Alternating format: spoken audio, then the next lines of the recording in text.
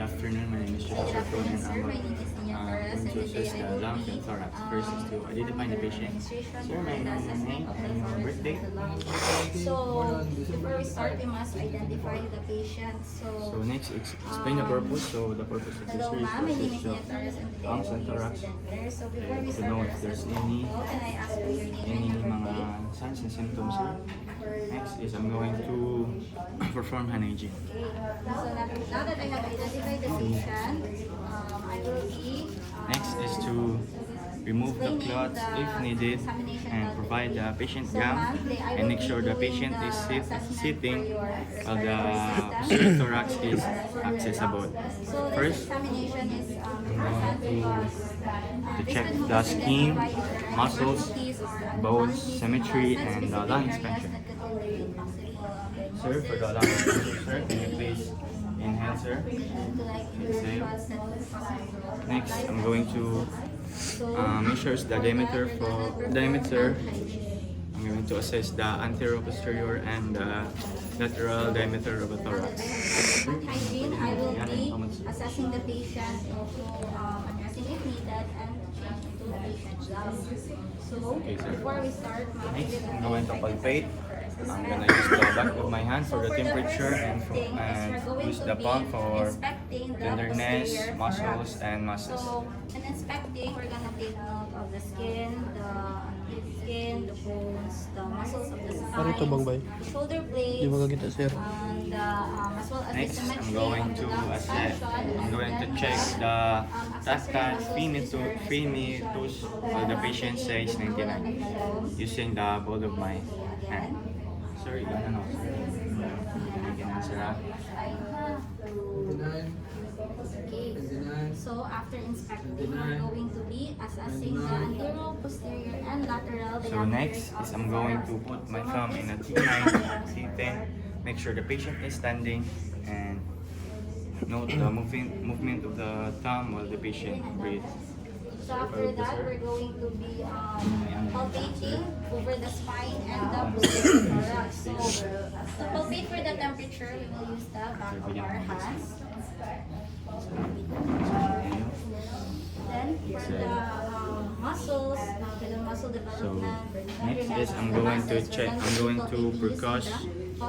I'm going to percuss. Bay. Pwede na kami sir. Matutubog ba yun?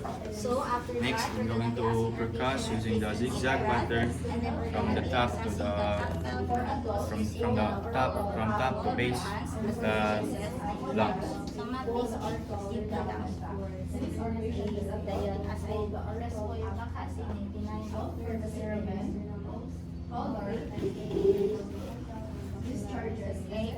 So now that I have already talked to the patient, we're going to be assessing the thoracic expansion. So what we're gonna do is we're gonna stand behind the patient and we will be placing our hands behind the patient's back with our thumb.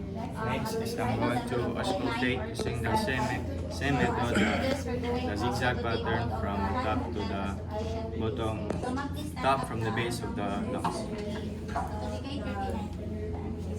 Sir, ano na ako sira eh?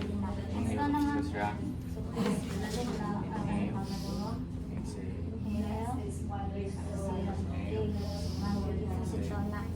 So after that, we're going to be percussing the posterior thorax. So we're gonna do a zigzag pattern from the scapula to the bases of the lungs. Using the references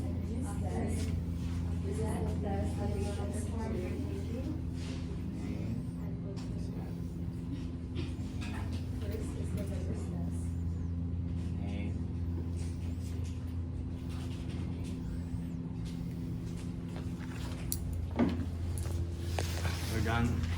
We're done. So after percussing, Posterior, next is going to move to the anterior. The lungs from across to the back of the posterior thorax. As the patient For the anterior, I'm going to inspect the bones, the symmetry, and the lung expansion. For the lung expansion, sir, can you please inhale, sir? Next, I'm going to palpate for the temperature. I'm going to use the back of my hand, and for the tenderness muscles, I'm going to use the palm of my hand.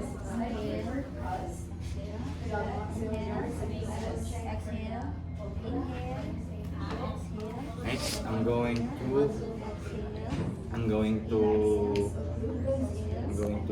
check for the tactile free meters. While the patient says 99. I'm gonna use the bone of my hand. 99. 99. So now that we are done, so we're going to Next, proceed to I'm the going to anterior part. palpate So now we will be the inspecting the anterior anterior thorax. thorax. So if the patient is using a knife, patient gown, Next, we're I'm gonna going set to aside percuss the patient gown so that we can easily the anterior access thorax. anterior thorax. So as we do this, we're going to examine the skin, the muscles, the bones, as well as also the symmetry of the lung expansion and the accessory muscles used during respiration. So please in. So then we're going to palpate the anterior thorax. Next, I'm going to auscultate. I'll listen to the patient's lungs while the patient's Proceed to the breathe in the mouth. assessing the tactile meatus using the same technique as the posterior. So, ma'am ha, as I say 99. Sige. 99. Okay. So then after that, we're going to percuss the anterior thorax. So,